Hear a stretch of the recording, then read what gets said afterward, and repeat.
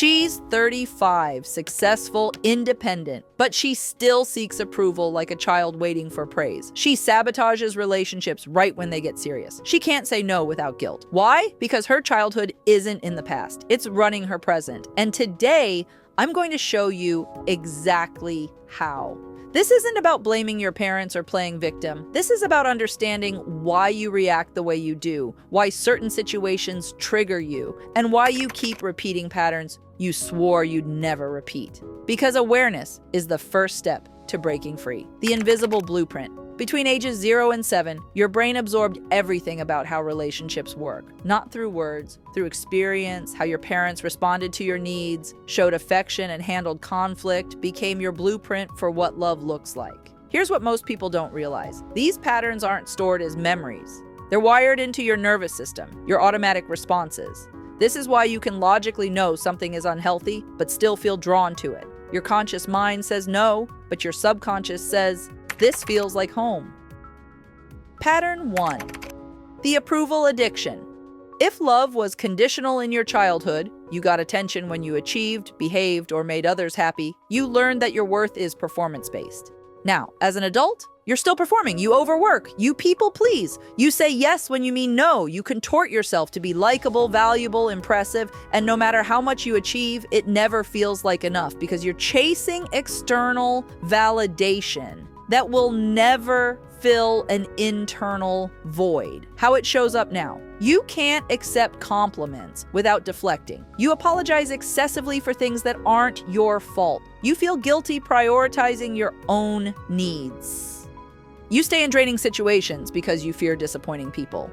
Pattern 2, the anxious attachment. If your caregiver was inconsistent, sometimes loving, sometimes distant, you developed anxious attachment. You never knew if your needs would be met, so you became hypervigilant to others' emotions. Now, in relationships, you're constantly monitoring. Are they pulling away? Are they upset? Did that text seem cold? You need constant reassurance. You panic when they don't respond quickly. You interpret normal space as rejection. Anxious attachment doesn't mean you're needy. It means your nervous system learned that connection is unreliable and you have to work hard to maintain it.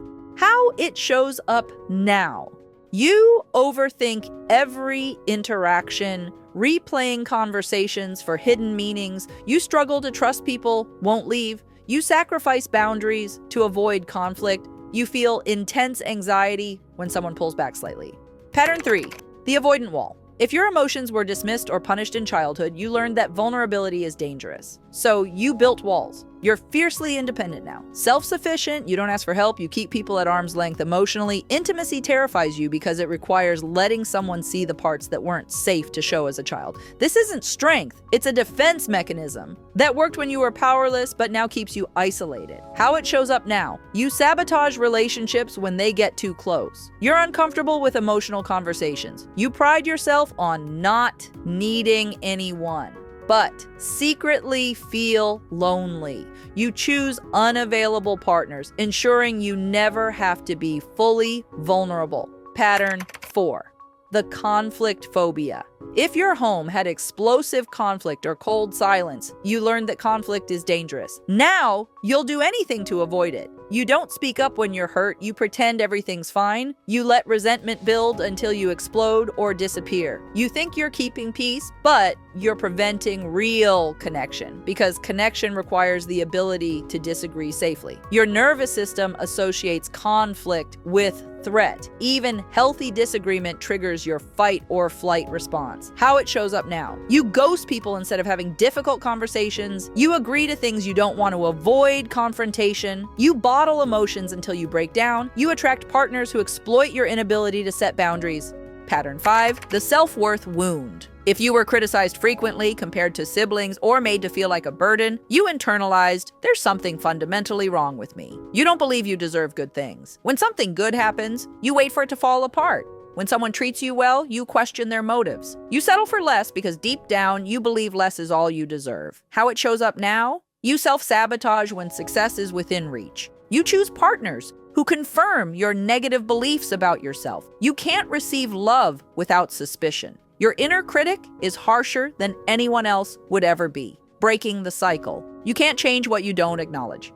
These patterns aren't destiny. They're learned behaviors, and what was learned can be unlearned. Step 1, name your pattern.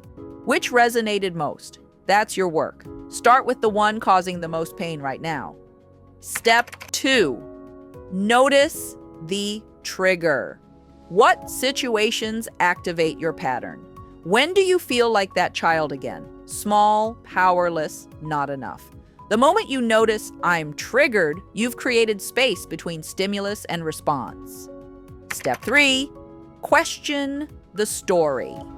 The story your childhood taught you isn't truth. It's just one interpretation formed by a child with limited information. Ask, is this belief actually true, or is it just familiar? Step 4, choose differently. Your nervous system will scream that new behavior is dangerous. Do it anyway.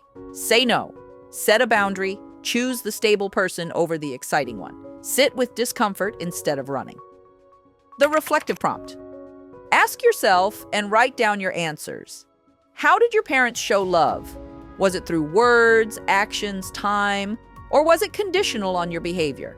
How did your parents handle conflict? Fight openly, shut down, or sweep things under the rug? What did you have to do or be to get attention or approval?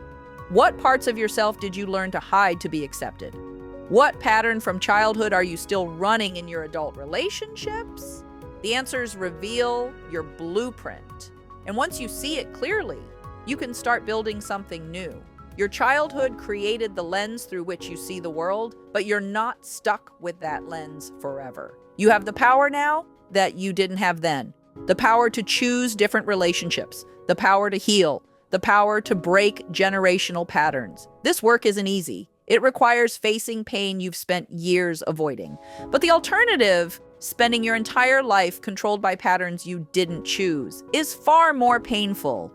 You're not that powerless child anymore. You're an adult who can make different choices. Start today. If this gave you clarity, subscribe for more psychology that helps you break free from your past. Comment below. What childhood pattern are you ready to break? You deserve to feel safe then. You definitely deserve it now.